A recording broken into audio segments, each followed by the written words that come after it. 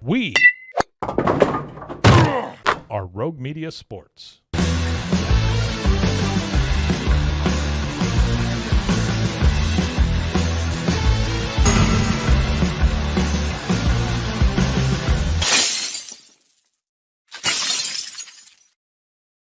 Hello and welcome. It is the Friday edition of The Cam Show here on Rogue Media Sports Network. I'm your host, Cam Stewart. Zach Burke keeps us on the air as he does 5 days a week. We're talking nothing but Boston sports, and that's what we're doing once again today.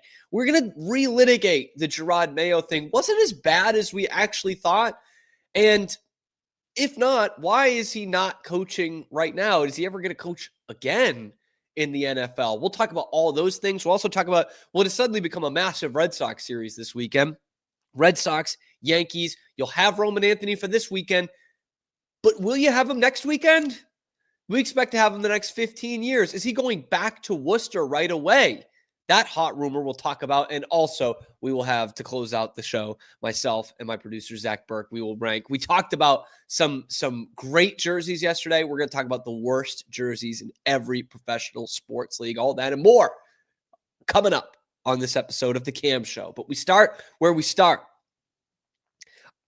As bad as it was for Jerod Mayo in 2024, I do find it odd that he's not coaching right now in some capacity, right? Because he was a positional coach. Whether you want to say he was super successful or not, I guess that's up for debate. But it is odd to me that he's not coaching in the league right now as, somebody's linebacker coach, somebody's defensive consultant, whether he's up on the booth or down on the sideline. I am surprised that he's not on any coaching staff right now. But we now see, the positives of Mike Vrabel so far have really highlighted how bad the negatives were for Jerod Mayo. And of course, this week it came to light once again when Keon White gave a pretty damning shot at his former head coach. Let's play that again for you, what Keon White said about the whole Jerod Mayo experience and having to coach himself in 2024. And how helpful are those early periods? Because I see you, Harold, and all the kind of veteran guys working your moves. How helpful is it to be able to get those in before you actually get on the field? It's pretty good. So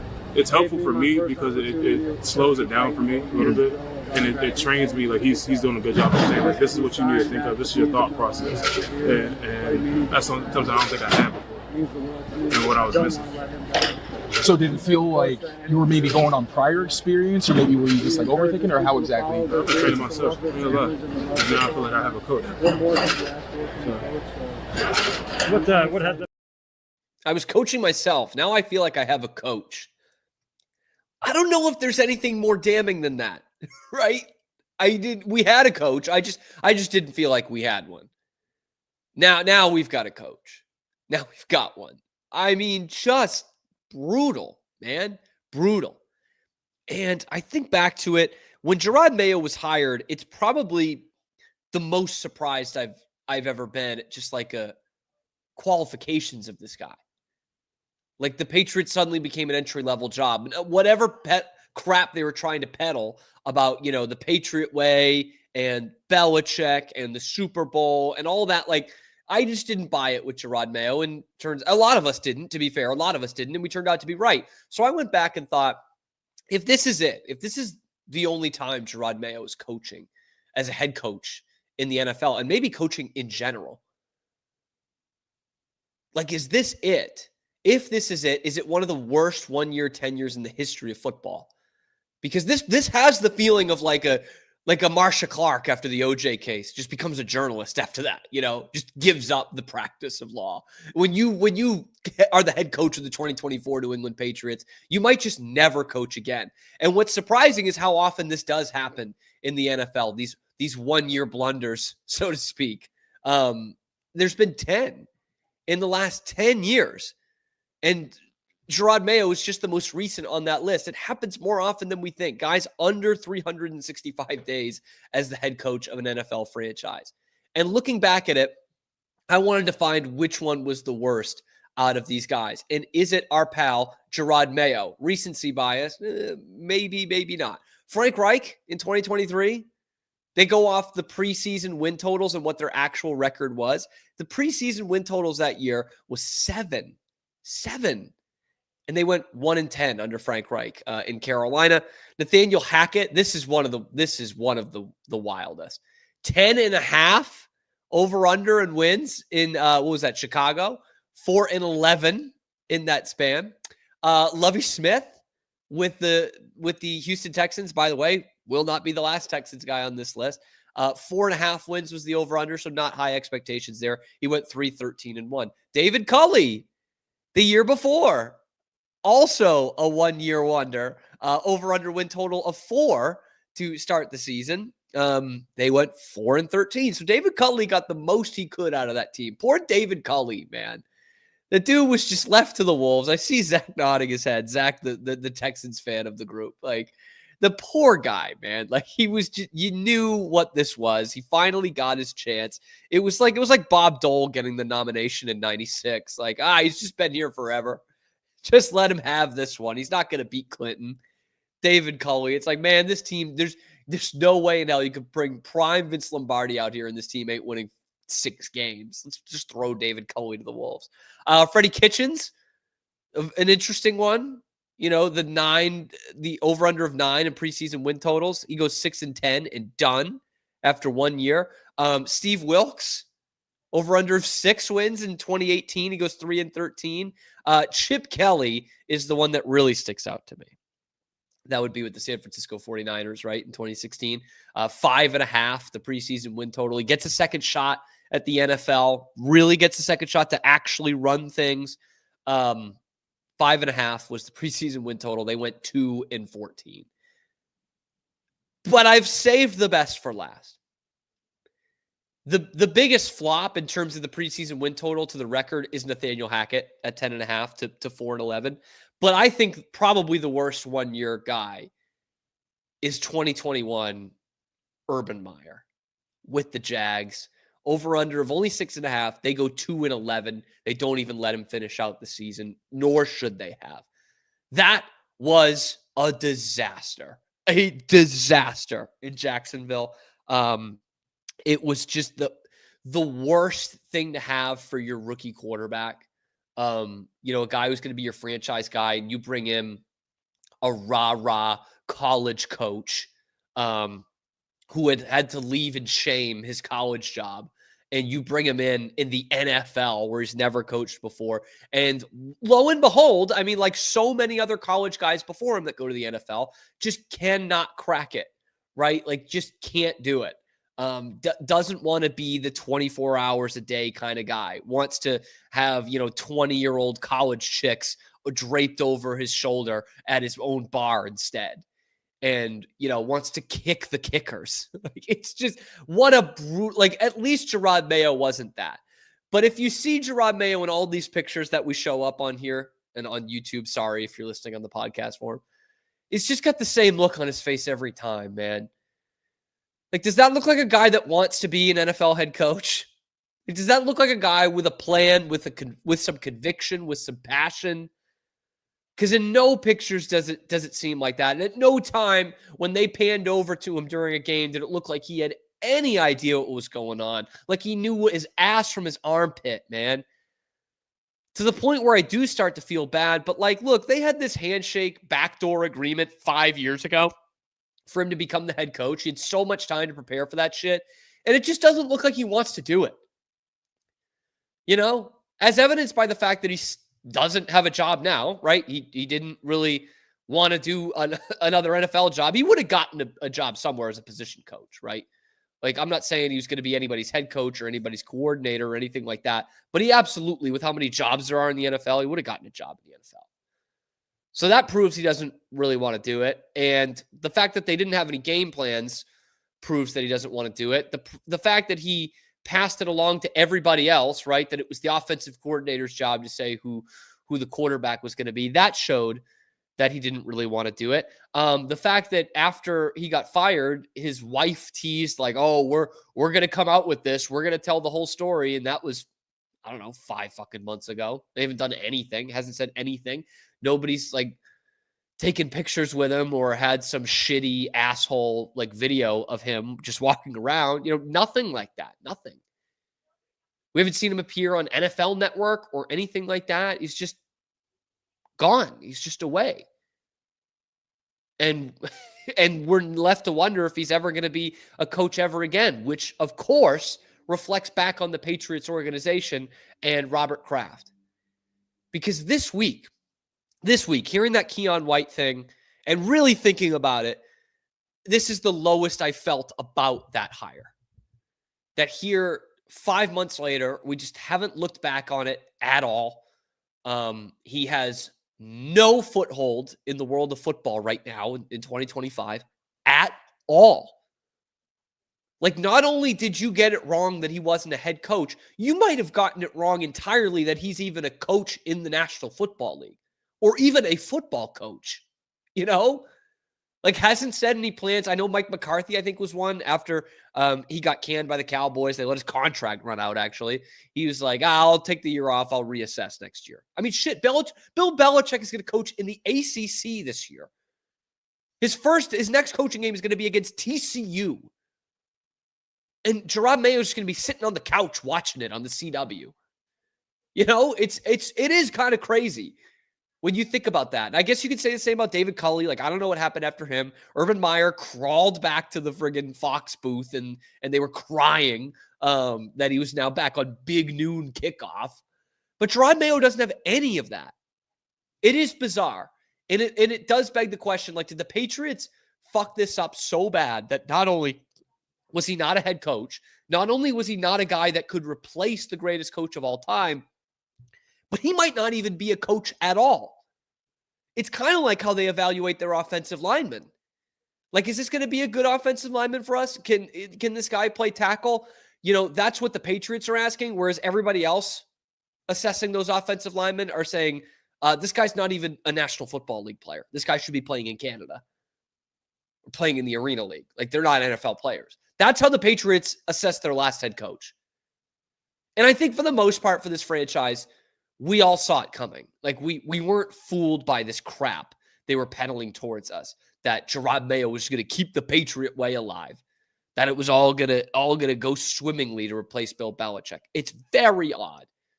The players did not like him as a coach because you can't bullshit these players either.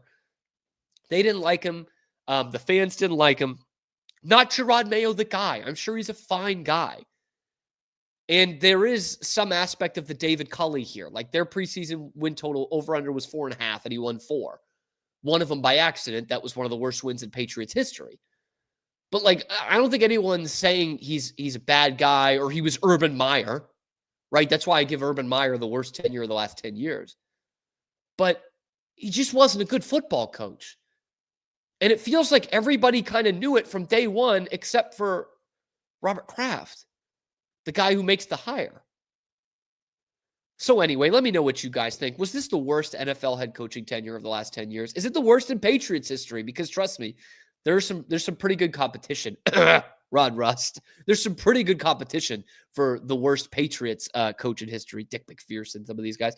Let me know in the comment section below who you think was the worst of this 10-year span. Was it Urban Meyer? Was it Nathaniel Hackett? Was it Jerod Mayo? Let me know in the comments. Be sure to like and subscribe if you're happy that the Patriots moved on from Jerod Mayo, because we're coming here live at high noon Eastern time every weekday talking Patriots and everything else going on in the world of Boston sports. Check out the other videos on the channel talking those very things. I'm your host, Cam Stewart. Zach Burke keeps us on the air 5 days a week.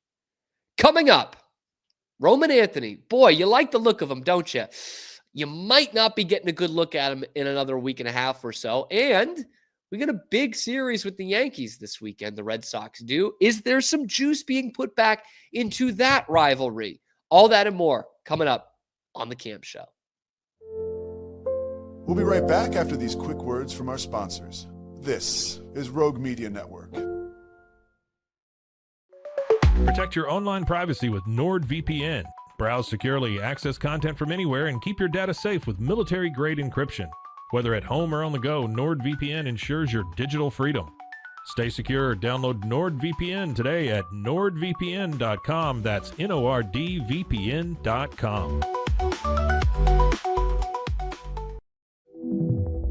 Elevate your experience with Grenco Science, the leaders in cutting-edge vaporizers. Whether you're at home or on the go, our sleek, powerful devices deliver smooth, consistent hits every time. Quality you can trust, innovation you can feel. Grenco Science. Take your vapor game to the next level. Visit us at GrencoScience.com.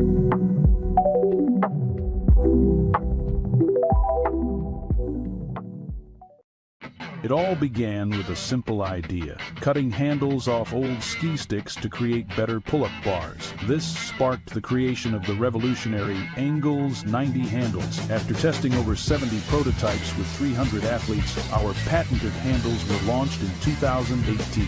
We continue to push the boundaries of strength training. Join us in making your training more natural and effective. Visit Engels90.com to learn more and revolutionize your workout. Dive into adventure with Scuba.com, your ultimate destination for top-tier scuba and snorkeling gear. With over 20 years of experience, our expert staff, who've dived everywhere from the Galapagos to the Maldives, provides personalized advice to help you find the perfect gear for any underwater journey. Shop leading brands like GoPro, Aqualung, and Scuba Pro. Whether you're a beginner or a pro, trust Scuba.com for the best in diving equipment and expert guidance. Explore now at Scuba.com. That's SCUBA.com. Scuba.com. And now, back to our show.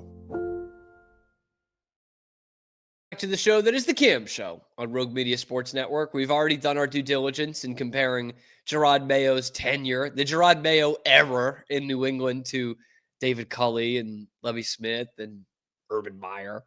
Is it the worst in the last 10 years? I'm genuinely curious as to what you guys think. I think it's right up there. But in terms of expectations, there weren't many expectations for that team. I think it will be damning if Mike Vrabel comes in and has a pretty good year year one. That would make Jerod Mayo look even worse. The Red Sox could be looking worse in a couple of weeks. Roman Anthony, while I wouldn't say he's hit the ground running necessarily, he's not hitting 400 right now, certainly has brought a spark to this Red Sox lineup. They're looking different. They're starting to win games. You know, they won that series against Tampa after winning that series against the Yankees. And now here you go. Big time weekend set, 3 games, Fenway Park, New York Yankees in town. A chance to get back above 500 for the first time in a while, since before Memorial Day here, and a chance to actually put yourself back in the race in mid-June, the real legitimate playoff race. Roman Anthony is going to be a big part of that. He's not going to be the savior. Before I get into that, Craig Breslow, he's not going to be the savior, but you figure he's going to be a part of that. We might have figured wrong. Rob Bradford covers his team inside and out, was on EEI yesterday, just after our show, talking. Well, he wasn't on our show. I'm saying the EEI show right after our show.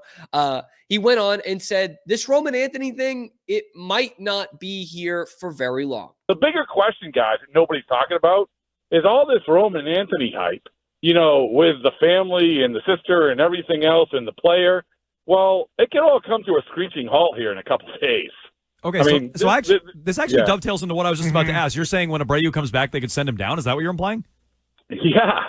Okay. Wow. Yeah. So that actually, I was just going to ask you how it all fits together when Abreu and Bregman come back. Not to say it's like a great problem to have or anything, but I was just going to ask you that. When Bregman and Abreu are back, how does it all fit together? But why would they send him down when Abreu comes back? Why would they do that? Well, because they've landed at that same spot where they were before. There's the same spot where I said, hey, Red Sox, I'll give you the solution. Move Cedon Rafaela to the infield, send Christian Campbell to the minor leagues, and you have Roman Anthony. That's my solution. But they dug in on not doing that, and when Wilyer Abreu comes back, they'll probably have the same exact situation. See, this would really suck. And I understand where Rob is coming from here. He's not even saying, look, I would do that. He's saying the Red Sox would probably do that because they would, because they're stupid. Roman Anthony is the number 1 prospect in baseball. Stop me if you've heard this before. Roman Anthony is the future of your franchise. And by the way, he hasn't looked totally uncomfortable up there. You know, he's putting good swings on the ball.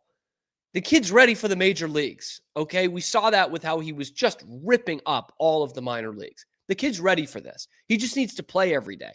That's what we say about all these kids. Said about Marcelo Meyer, who's starting to come into his own. You know, 2 homers, basically won that game for you the other night. And we said it about Christian Campbell, who, is struggling, but that's what you expect at some point for some of these guys. But what Rob's saying actually makes a lot of sense of like, look, they were in this situation before. And they said no to Roman Anthony time and time and time again. They needed somebody to get hurt. They needed William Abreu to get hurt. And the other thing which was posed in there is Alex Bregman when he comes back, which I don't know when it is. It sounds like it's a long-term injury. Who knows? It could be another month. But when he comes back, are you then just going to send Marcelo Meyer down? Is that what's going to happen? Because there's just no room in the inn. It would just be so counterproductive when everyone around this team and this fan base and this league knows that this is the future of this team. Roman Anthony, Marcelo Meyer, Christian Campbell. And before you called up Meyer and Anthony, they were a sub 500 team. And yes, I know they're still a sub 500 team now. Seems like they might be starting to get the ball rolling, but if they lose 2 out of 3 this weekend, they're well under 500. They're 4 games under. 3 games under. So I'm not saying they're this juggernaut now, but you were a sub 500 team before you called them up. And then when you get that team back, that roster back of sub 500 baseball, you're just going to send them back down. It doesn't make a lot of sense to me. I will say, if you do want to send somebody down, I can hear out the Christian Campbell thing. I'm not against like sending guys down on the whole, sending guys down for a couple of weeks in their rookie season and bringing them back up. Like on the whole, I do understand that. Like I'm not averse to that. I just don't think Roman Anthony and Marcelo Meyer fit that. Christian Campbell does, right? And why not? Send him down to Worcester for 3 weeks, get his head screwed back on straight, have him hitting for some power, some extra bases, and play him at first base every day. Because that way, when he comes back up, you can just tell Romy Gonzalez to hit the bricks, man. And if it means trading one of these outfielders, all 3 of them have trade value, and they're not going to be in your outfield for the next 5 years. Roman Anthony is. So Cedar Rafaela, Wilyer Abreu, Jarren Duran, they all have trade value, significant trade value, and they all have suitors. They're young, everyday major leaguers, right? Duran was an all-star. Wilyer Abreu was a Gold Glove winner, and they're dirt cheap. Each of those guys would fetch you some prospects. And Cedar Rafaela can play in the infield. Again, we kind of figured this out, especially if you send Campbell down for some maintenance, go work on some things. Great. Cedar Rafaela can play second base. He's done it before in the major leagues. He can play second base. Duran can play center, Abreu can play right, and Roman Anthony can play left, where he's going to be patrolling for the next 10 to 15 years, God willing. There's really no need to just send Roman Anthony back down. Do I think it's the end of the world? No, but I don't see a good reason for it. So you can run it back with Wilyer Abreu, and I love Wilyer Abreu, but again, you're supplanting the team that's starting to win and putting it back to a team that was sub 500. I don't really understand it, because you're not going to get this Abraham Toro for the next 3.5 months. Christian Campbell goes down for 3 weeks, learns a little first base, gets hitting for some power again, starts finding some gaps, and bam, there you go. You got a spot for him to fit in the lineup every day. Everyone can fit in the lineup there if Christian Campbell can play first base. And the kid's trying, right? He's been working out there. They just won't put him there. It's like the Red Sox have a logjam that they have made. They have made this a logjam. And I guess it is a good problem to have that you have that many good players that can play at this level. But if you send Roman Anthony down after a week, this fan base is going to explode, man. Like, they're really not going to be happy. Because, again, we all know that he's the best prospect. And I said on this show many a time, when they weren't calling him up, saying they've held their own team back by not putting their best team out there. They could be doing the same thing in a week. I think it would be crazy. Let me know what you guys think in the comments section below. Would it be absolutely nuts for the Red Sox to send Roman Anthony back down to the minors? Let me know in the comments. Be sure to like the video, subscribe to the channel, find all of our videos on YouTube talking Red Sox and everything else. We're live on YouTube, high noon Eastern time every weekday, and then wherever you get your podcasts as well. Big series for the Red Sox this weekend. Big series. Yankees coming into town. And I know you've probably heard this one before, but I do miss the old Red Sox Yankees. I really, really do. I was talking with a colleague yesterday whom I work with, who's actually a Yankee fan, unfortunately. Look, we all fall short. And he was saying, like, you know, is it ever going to get back to like 2003 to 2005? I said, no, it's not. Like, it's not going to get back there. And this is going to be touted all weekend. You see it every time they play. Best rivalry in baseball. And maybe it still is historically. But, like, was there any juice to it last weekend? There's barely a little bit more this weekend. Right now, Hunter Dobbins is the center of this rivalry with what he said last week about never playing for the Yankees. When Hunter Dobbins is the lightning rod of a rivalry, it's not what it used to be. Okay? It's just not. And I talked about this with Zach a week or two ago. There will never be, I don't think, a baseball rivalry with what we had in 03 and 04 between these two teams. Like 52 games between them in a 2-season span. And by the way, they went right down to the wire last weekend of the regular season for the division in 05 as well. So, bam, 71 games between them in a 3-year span where not only were they never out of playoff contention, but they were very rarely out of division contention. Like, they were that good. And 14 of those games was for World Series contention. You know, it will never get to that because the context will never be that again. And I just don't think we'll have the hatred anymore. Hunter Dobbins, Jazz Chisholm, that's what's headlining this. Doesn't do much for me. There's no villains, man. Ben Rice, maybe, that prick kid from Cohasset who grew up a Yankees fan because he's a fucking loser and wanted everybody to pick him. Maybe. But like Aaron Judge, kills the Red Sox, but is he hateable? It's not A-Rod. That's what we think of A-Rod right there, man. I don't think they'll be doing that to Aaron Judge. Seems like a nice enough guy. You know, like there's just not anything to it. But this series, from a baseball standpoint, is pretty big. Like the Red Sox are starting to win a little bit here. And by that, I mean back-to-back series. First time they've done that in a while. They haven't won 3 games in a row since the end of April. They got a chance to do that tonight against the dreaded Yankees. But this is more just a baseball standpoint of like Red Sox need to get back into contention. Like if you're talking about the best rivalries in baseball right now, it's not the Red Sox and the Yankees. It's the Dodgers and the Padres, really. And I wouldn't even say that's the Padres are the biggest Dodgers rivalry. But right now it is. Those two teams hate each other, man. Hate each other. If it were last year, I would have said the Astros and the Rangers. After that great ALCS in 2023 and genuine hatred there. Like real, genuine, unadulterated hatred in that rivalry. Red Sox-Yankees just doesn't necessarily have it anymore.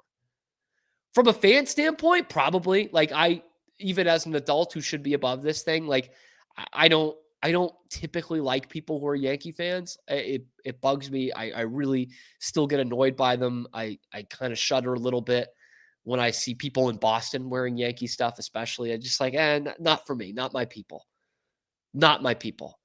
But, and I would never like be sympathetic to the Yankees. Again, I never root for them. I root for the friggin' Dodgers in the World Series last year, but this rivalry is never going to be what it was in 2003 and 2004. And that does suck for a lot of people, you know, around my age who grew up with that and expected that's what it was going to be.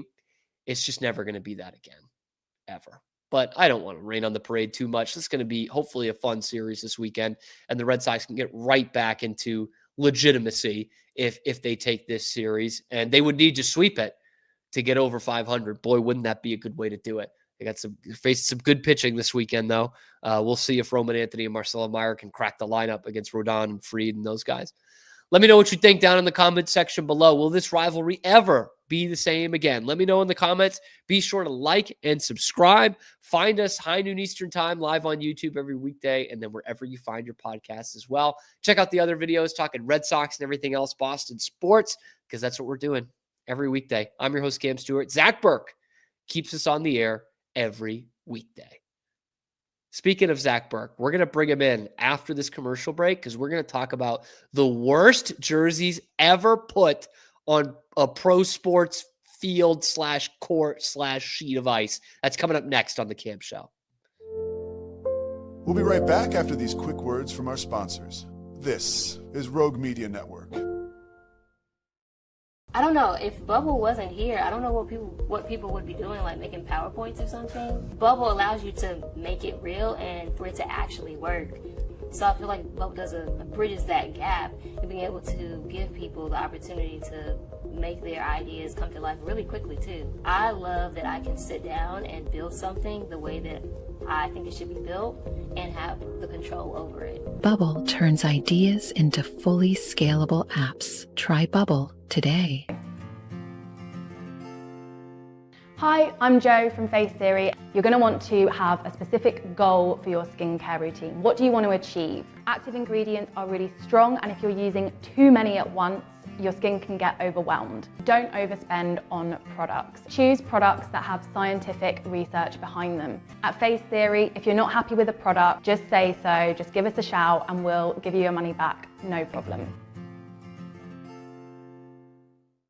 I know you're gonna love this Kodak Dot Plus printer. You guys just connect it to your smartphone and then you're gonna use the Kodak Photo Print app. It's going to print you a 4x6 photo. I am just in awe. I love how these turned out. Also, the printer comes with a free cartridge of 10 photo sheets. I can assure you, you are going to love this printer as much as my family has. You guys have to check it out for yourself. Streamline event and appointment booking with Amelia's sleek, modern, and fully customizable booking forms. Tailor the colors, fonts, and design to match your brand and seamlessly integrate with your WordPress website. Whether it's for events or appointments, Amelia makes booking simple, stylish, and perfectly aligned with your business. Enhance your booking experience today at WPAmelia.com. That's WPAMELIA.com. Amelia. And now, back to our show. Back to it. Cam Show, Rogue Media Sports Network. Man, Zach Burke, where you at? Bring him in. Right here. There we go. My bad. He is, man. Did you watch any of that hockey game last night? No, I forgot to. Yeah, that's all right. It's 2-2 now, right? Or it was 2-2 before. It was game 5 last night or game 4? 2-2 Okay, now. that's what it is. One of the top 10, maybe top 5 hockey games I've ever seen. Oh. And okay. like twice in this series, I've had the legitimate thought of like, this might be the greatest hockey game I ever watched. Last night, okay, and game 2 of that series. Like, and game 1 was pretty freaking good too. Like, we had the dud in game 3. That game sucked. But the other 3 have been fucking unbelievable. Unbelievable, man. Okay. Which has nothing to do with what we're talking about here. So. But we talked about my wish list of jerseys, the next ones that I want to get, and all 2,500. What did we say? 2,500 of them? 2,000? No, 2,000. Yeah. No, It was 25. 8. It was 8. 5. Oh, Okay, okay, yeah.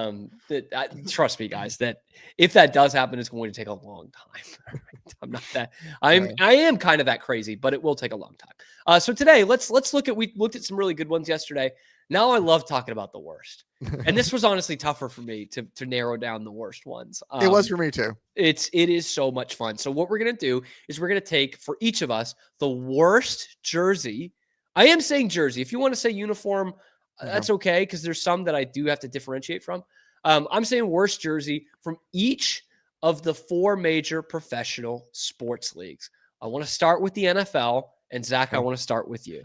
Okay, let me go ahead and the worst me present. NFL, the biggest enterprise in all of sports. Yep. How could they possibly F up their jerseys? They've done it quite a bit. And my pick, they have. They like to do these things. The color rush was a thing for a while. Yep. And I think that produced the most hideous jersey that the NFL has ever seen as I bring that in. And that is this all mustard looking, monstrosity that the Jags toted out. Not to mention, this is also the Jags uniforms that were two-tone. Remember, it was black in the front and the gold the back, which I didn't mind too much. They even went with one that was like kind of pearlescent and stuff like that.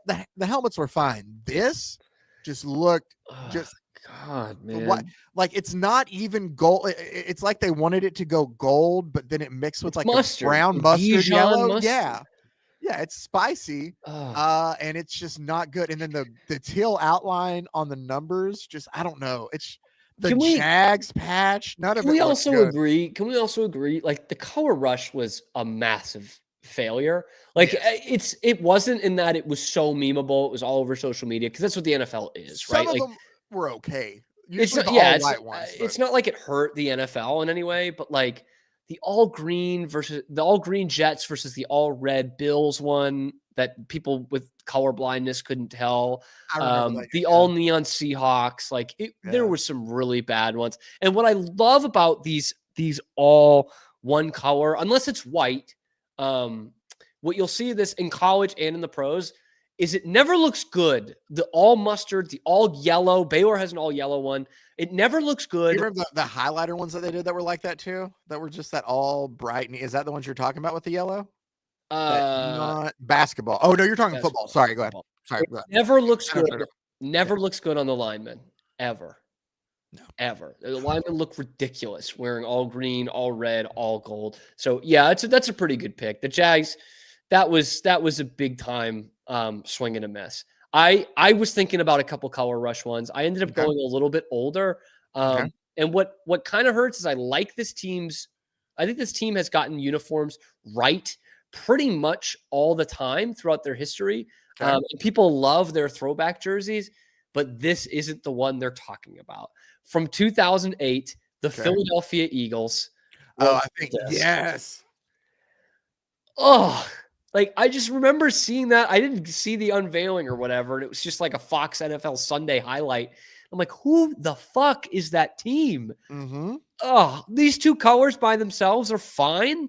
It's the gold and kind of baby blue. I mean, powder, Columbia blue. It just doesn't make any sense. And the Eagles have such good uniforms throughout the years. The Kelly green is incredible. This was just brutal. There have been some throwback ones, like the Packers. I don't like that one, but at least it's less offensive. Yeah. The more that Broncos one with the blue and brown is kind of that was the next pick, if you were wondering. The AFL, the golden brown, brown and gold striped socks. That was fucking horrendous. Nothing about this screams Eagles to me. No. I hate when throwback uniforms completely go away from the colors that you're wearing now. And this is the last gasp of Donovan McNabb's Eagles, by the way. He really went by the wayside with that uniform. It just does nothing for me. The helmets not just look cheap though, too. Like, yes, man. It looks like a Sheen from China, Michigan helmet. Yeah. They just got completely wrong, or something you would see in Speed Racer. What is that, man? Yeah. What is that? I just can't believe that those two colors go so poorly together, and with white pants too. It's nothing. Hate. Do you that think one. colored pants would have made it better? No, probably. I mean, not. maybe. At least you're committing to the bit if you do like Columbia blue pants. Not gold, Maybe. but no, because then you have a Jags problem again. Yeah, so I thought about this one, that Broncos one. You remember when the Giants wore the red jerseys? They had the similar kind of like hated those. Yeah, hated those. I thought about using that one for a bit because those were hideous. So anyway, that's the NFL. Those are the two worst NFL ones. NBA, let's do that one next. All right, what do you got want me for to go NBA? first? So let me, as I couldn't do this beforehand. So I had a hard time finding an in-game picture of this. Okay, all right. So I had to find that means it's short-lived. I love that. I had to find a trading card version of it. There is a version of this uniform that's not that bad, but it's the green trim that just makes it horrendous. And that would be in the early 80s of the Denver Nuggets. So the yellow and the blue, okay, that's fine. I get behind. But this Tetrisy background that they have of the skyline, which is cool, but then green on green. Yeah, that Like, ugly kind of lime ugh. green around it. Where Ugh. does the yellow show up except just around Denver? Like, it's just they aren't Denver colors at all. I mean, it's now. I mean, even the other ones they wore after this, they're the dark blue. I don't know where this green comes from. And it's Yeah, just green on ugly. green on green has never been good. No, I think you can do some great stuff with blue on blue, like North Carolina football, where like navy blue jerseys with the Carolina blue numbers. I think that looks good. Yeah. Green on green though, that's never quite hit, has it? No, never. No, you get things like that because if one green's off, like if they're the same, it kind of works. I feel like the Bucks have some stuff where they've done green on green, and if it's all the same uniform or color, it's okay. But if it's off like that, and why not make the trim the darker color? Like, I don't know. It was the choice on this. NBA, that's my NBA choice. NBA was tough for me in that I really wanted to go with an entire genre of jersey. Was it the sleeved ones? I had to pick one, and this is what I'm going with. But fuck the short sleeve NBA jerseys. I even at the time, I was like, this is the dumbest fucking thing I've ever seen. I almost chose a Warriors one during this era. Yeah, they're all terrible. In fact, the Celtics might have one of the worst too. That gray one. In fact, it was two different grays. It was awful. The Rockets red one's not good either. Yeah, all of them are awful. And I remember the rationale being like, we want like our middle-aged fans who don't wear cutoffs anymore to be able to wear an NBA jersey. And I'm like, you really think my dad's gonna wear this fucking shit? No. Look at this. Look, I'm gone with the Wizards one here, which I couldn't get a picture of them like on the court so you could see the shorts too, because these stripes go down into the shorts and then kind of curve away at the hip. I think the Wizards have the worst branding probably in all of sports. Oh, yes. I think like their just basic uniforms suck so hard. I think they have a shitty name. I think they have a shitty logo. I think they have a shitty fan base. Like it's just, there's nothing appealing to the Washington Wizards at all. And this is horrible. Like, what is this? No, those are Here's bad. your number next to a basketball. Did I mention there are stripes there? Like what? It's like a deep V collar on a short sleeve NBA jersey. This never, ever, ever should have seen the light of day. I can't believe that the league thought this was. And remember, every team had it. A couple teams had multiple. Like they had Christmas Day versions. They had the ones with the big ass logos. Just awful, awful, awful. I pray to the good Lord we never see short sleeve NBA jerseys ever again. I almost used the Warriors one from this time, like I said, but I also almost used another Wizards one too. Remember, it's like the Gilbert Arenas era where it's like the gold and it had the shoulder was a different color and the shorts were that was terrible. You know what came in second for me though was the Mavericks all gray ones that looked brown. Yeah. Was Nash there still at the time, or maybe I think Nash had just left? I mean, you might be right. Nash might have still been there, but I know which ones you're talking about. Yeah, but I can see Dirk in it. And that for sure. If you look at the top 10 like worst NBA jerseys list, that is definitely gonna be on there. Like this also one last thing. This I have also something else here before we move on from the NBA. This like categorizes like just an NBA era I don't like. You know, it was the super team era, kind of the end of that. It's the beginning of everybody chucking up threes, and most people sucked at it. It was the era of 4 straight NBA Finals rematches. Like and personally, this is probably why I'm bitter. Like the Celtics were good, but comically not good enough. And like everybody else in the East was good and not good enough. Like you just knew it would end when you faced LeBron. And I'm sure it was that way out West of like, hey, once we face Curry, it's over. And like, that just sucked. I think that was, some people really romanticize that era. I hate it. I really got so far away from the NBA in that era. And the short sleeve jerseys absolutely categorize that. They were terrible. Just before we move on from the NBA real quick, if I may, I came across one looking for terrible pictures or terrible jerseys. The early 80s Cavs uniforms were up there too. Yeah. But the thing is, this team photo was hilarious to me. And so I just need to share it with you. That is your 1980s Cleveland Cavaliers right there. The guy in the middle doesn't even have a jersey number. Does it not look like a Bad News Bears ragtag bunch? That's the team that LeBron won a champ, like the city right there, man. That team was playing for the city too. First off, dude that looks like number 15 on the left side next to the coach in the first row looks like Carl Yastrzemski, dead ringer. The guy on the end on the other side of the first row looks like a Teen Wolf team manager.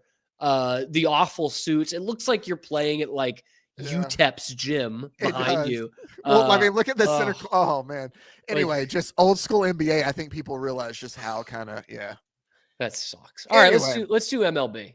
Okay, my MLB is one that kind of upsets me in a way too, as it frustrates me, and I think you'll notice when I do it.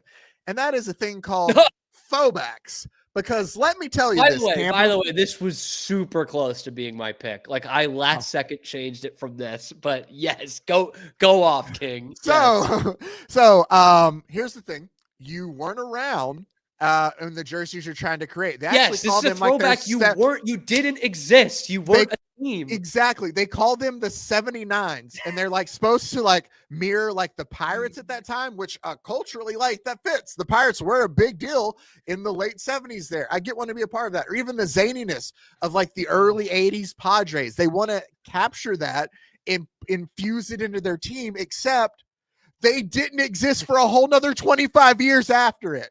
Right?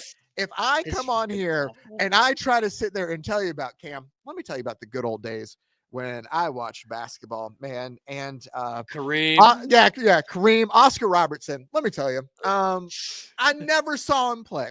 And so it would make no sense for me to tell you about, how it was. Just like, hey, if we were around in the 70s, we'd have jerseys like this. No, you wouldn't. No, you wouldn't. I think, and it doesn't even look good. No, that's the thing too. Is that a lemon, or like supposed to be the sun in the middle of the A? The yellow and blue, I guess it's kind of their colors. Here's the thing: they've been all over the place anyway with their colors to begin with. Yep. I do enjoy the first ones they had with like I don't know what to call it, like it went from like blues to greens to purple. It kind of reminds you of the Tequila Sunrise Astros thing. Exactly, but this was just. It frustrates me because you weren't there. There's even like a picture of they have theme nights, 70s nights, and the organist is like 50 plus years. He sure knows how to make this place feel like it's in the 70s. What's funny, because the Tropicana Field wasn't fucking around in the 70s. So it doesn't even know how to exist. It's so bad, man. Like that is just grasping for such a weird part of history. Like, okay, dude, that was so terrible. I mean, it's the lowercase and I'm not a huge fan of the pullover jerseys anyway. A lot of people are, those 70s pullover jerseys, and a lot of Red Sox fans love that era of Red Sox uniforms. I actually don't like them at all. But yeah, that's pretty awful. I thought about those awful White Sox ones real quick that even Chris Sell hated and cut his sleeves off of, but I ended up going with those. So I could pick so many of the City Connect ones. Like, I think there are maybe 2 or 3 good City Connects, and they've rolled out, like, every team but the Yankees have had 2 of them, right? Yeah. Like, everyone's had one, and I think most of them have sucked, like, really fallen flat on their face. But to me, this is an abomination. Just a fucking abomination. The Tigers City Connect uniforms. Yeah. What the fuck is that, man? Yeah. And this is one where you have to also take into the context of the Tigers have great uniforms because they have a great logo. They might have the best hat logo in all of baseball. And instead, they take the awesome Gothic D off the hat. And what do they put on it instead? Not the pretty cool, also alternate Tigers logo that now gets on hats that also kicks ass. Instead, they just write Detroit. Makes sense. That's it. With a bit of a slant. That's what makes it cool. The whole point of these is for people to buy them. The whole point for extra uniforms and hats is for people to buy them in the pro shop. Who the fuck in their right mind is buying that? And, Motor City, now here's some weird blue tire tracks on a black jersey. Because you know how often we wear royal blue and black? Genuinely, what is that? What is that uniform? This was the first one of the City Connects. I got really angry looking at it. Like, what the fuck is that hat? Detroit, in case you didn't know. Is the patch on the, I'm sorry, I'm just trying to figure this. Is the patch on the sleeve, and you might not know either, is that like supposed to be like a road sign, or was that a specific like patch? Like, I wonder if that's, here, I'll Google that. Yeah, I don't know. I didn't even get into the details. Fair enough. I was so angry. That hat is the worst. Just the worst hat ever. Detroit. You know, I don't know, man. Oh, you could do that if you're the Tampa Bay Rays and your hat's okay. It's just whatever. Like that. Are you kidding me? That's what you're taking off. You're taking off the D for that. Not even for the awesome Tigers logo. Anyway. Do you have a write up? Yeah, no, I just have that part of it. It's a diamond shaped patch on the sleeve, which represents the 313 area code of Detroit, with the 1, because it's just the number 1 in there, emphasized, or maybe I can't see the 3s around it, to resemble the classic M1 road signs on Woodward Avenue. Great. Yeah. Great. All right, we got to do hockey real quick. You want to start with your hockey one? I will do, and I need you to explain. I'm so mad at the Tigers thing. You're fine. So I need you to explain if I'm going to end up picking a hockey jersey that other people love. Okay, that's fine, man. And I just think it's an abomination. But early 80s, right? Like 81, I think is the year. It looks more like traffic signs than anything else. And that is the Vancouver Canucks. The deep. What is this? No, you're pretty on it. Like, okay, everyone pretty much hates this. Okay. And they look like a choir. Like they look like they're a church choir that also plays for the hockey. Third Reich, man. Look at this. Like, well, that's true. The color scheme does. What the? So what's so? I actually just heard something about this the other day. So I love that the Canucks wear blue and green. It's something that not a lot of teams in pro sports do. Yeah. But when you think of the Pacific Northwest, that fits in. And so there's a reason why the Seattle teams wear it too. It's just, it has that kind of feeling and that vibe to it. And so they went away from that. That was their original jerseys in the 70s. And they went away from it because they were like, that's too mellow. We need something that is more edgy. And I think what they meant is offensive.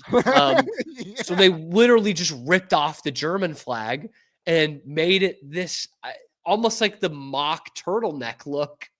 Like the things you wear under, Cousin Eddie and fucking Christmas Vacation. And it's supposed to be a V for Vancouver. It's absolutely hideous. And what they don't show you on here, because it's a team photo, when they're on the ice, they wear a puke yellow helmet with it too. It's fucking horrendous. It is seen, you're right, it is seen as one of the very worst jerseys ever. Okay. I was making sure that there wasn't. And they made a Stanley Cup final. They made a great Cup final run in either 81 or 82, where they lost to the Islanders in those uniforms. Like they would have beaten Gretzky's Oilers to get there. It's hideous. Thank goodness. Absolutely Thank goodness. Hideous. Yeah, that's a good pick. That's brutal. I kind of cheated on mine. I did pick 2.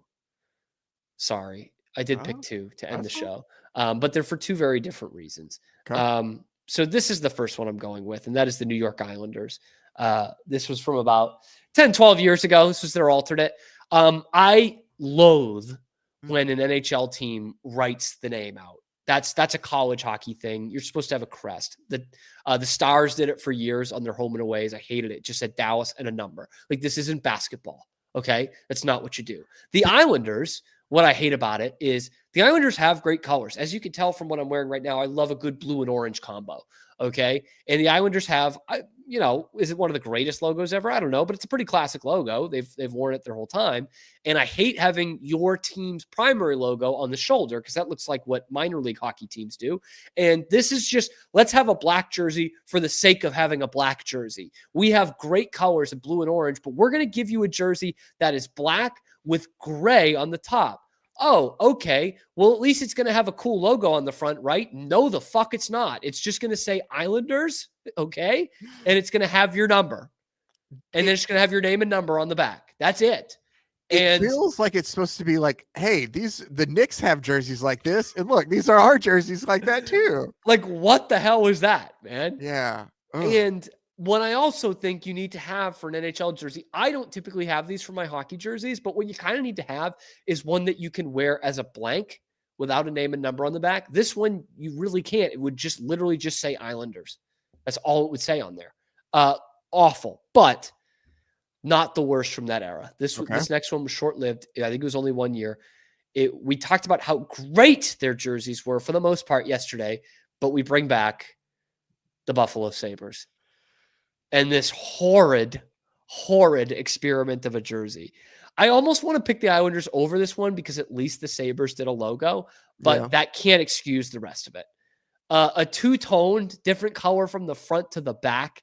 Notice that jersey trend did not catch on, Zach. No, that didn't really catch on. They do have a really good logo where it literally brings the city name, Buffalo, with the buffalo, and the Sabres with the swords into the crest. But right above it, what the hell? I know it's a Buffalo jersey. They just put in basic Times New Roman right above it, Buffalo. Oh, okay. Now I know. It's a Buffalo Sabres jersey. And in the back collar, as you can see there, it says excellence, which is maybe dumber than even putting Buffalo, because if there's one thing I know the Buffalo Sabres for, it sure as shit is not excellence, okay? Never. They've made two Stanley Cup finals, and one was 50 years ago, and the other was 25 years ago. They're tied for the longest postseason drought in all of sports for a league that sends half their teams to the postseason, and for a good bit of that playoff drought sent more than half of their teams to the postseason. It doesn't make any sense that randomly throwing gray in at the bottom of the sleeve. It's just hideous, and I don't know who was like, no, this is going to catch on. Trust me. It's probably about the same time as the short sleeve NBA jerseys, so we were in a bad time. But that's just, what the hell? It does feel real quick like they turned them in, and then somebody was like, well, what are we going to do with that blank yellow space above the crest? How will they know it's Buffalo? Yeah, no, I feel like they turned it in. They're like, oh, you're going to put something there. And they're like, no, we're going with this. And I'm like, nah, I think we really need to put something there. They had to go back and tack it on. Oh, as if every jersey doesn't have that space. How are they going to know where we're from? It's almost like with the City Connection stuff, where they're like, we have to do a nod to the city somehow. Like, we've got to put a little Easter egg in there. And they couldn't think of one, so they just wrote Buffalo. This is the original font the town name was printed in. God, maybe that's so bad, man. No, those were awful jerseys, man. God, this was so bad. I think it would be probably not next week, but I think it would be a good exercise at some point to do the worst, primary jerseys. Because we kind of mix some in here, right? Yeah. But I'm talking like most of these were alternates. I'm talking like their day in, day out home and aways that they wore for years. That would include the Vancouver one, right? I think the Nuggets. I think that was a primary one. It was a couple of years. Yeah, it was like 2 or 3 years in there. So I think that could be an interesting one down the line. That could be too, for sure. Yeah. Instead of these like the City, like of just like not like totally putrid, but like why was this your brand for so long? You know? Yeah, like the Athletics and the like all yellow with like green sleeves kind of thing. Yeah. Oh, you like those? My bad. Yeah, no, I didn't. I didn't. I liked that they kind of got out there in the 70s. But anyway, all right, that's the worst jerseys of all time. Zach, thank you. I appreciate you joining in.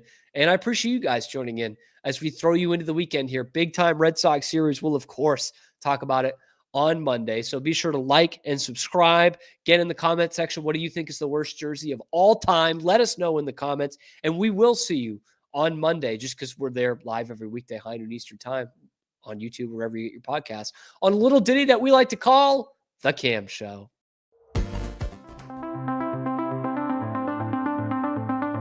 Transform your workspace with Hanomi Ergonomics. From adjustable chairs to standing desks, we provide solutions for comfort and productivity, whether at home or in the office.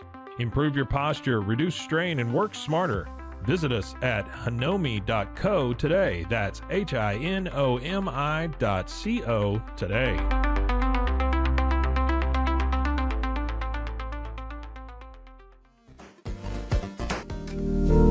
Experience the future of secure private cloud storage with Internex. Protect your files with end-to-end encryption, ensuring your data stays private and accessible only to you. Enjoy seamless, fast storage without compromising security. Visit Internex.com today and take control of your digital life. That's INTERNXT.com today.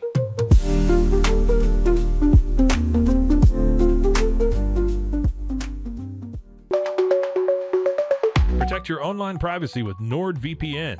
Browse securely, access content from anywhere, and keep your data safe with military-grade encryption. Whether at home or on the go, NordVPN ensures your digital freedom. Stay secure. Download NordVPN today at nordvpn.com. That's NORDVPN.com. Danes, we understand that maintaining a healthy lifestyle can be challenging, especially in today's fast-paced world. That's why our mission is to make fitness accessible to everyone, anywhere. Committed to excellence, we adopt a user-centric approach guided by ergonomics and medical science. With a team of seasoned professionals in R&D, design, and manufacturing, we prioritize quality across our entire product line. Visit TwoSains.com today and start your journey to better health. That's TOUSAINS.com.